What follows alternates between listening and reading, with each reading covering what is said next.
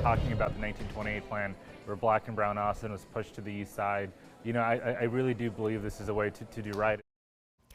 As TxDOT works to expand I-35 right through Austin, leaders are now scrambling to find the money to put deck covers over that project to connect east and the downtown area of the city.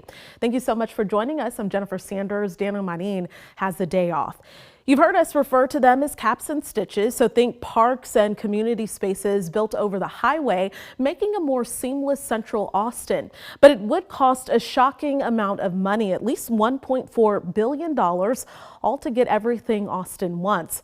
Austin City Council members appear to be split down the middle themselves on whether they'll vote this month to commit funding to those highway covers. As KXAN's Grace Reeder explains, after a fiscal analysis from the city earlier this week, a group of council members has come up with another funding idea.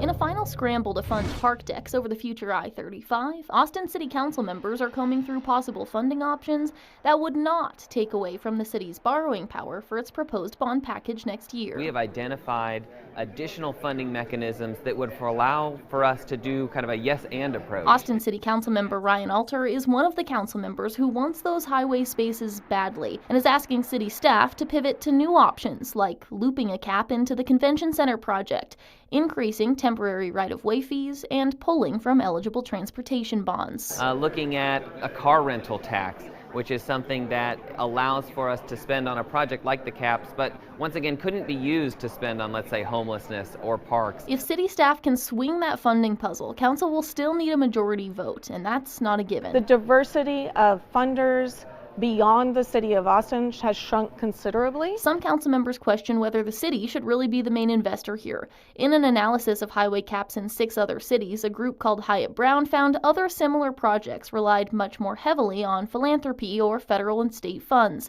In none of those examples did the city fund more than 25% of the total cost of caps. All of these risks, with the city taking that on entirely, I have very significant concerns about whether that's a smart financial thing to do. At stake, how will the center of our city look for the next century?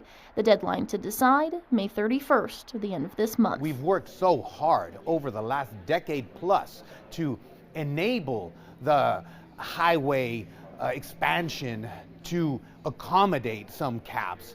I would hate to lose that opportunity here at the very end. Grace Reeder, KXAN News.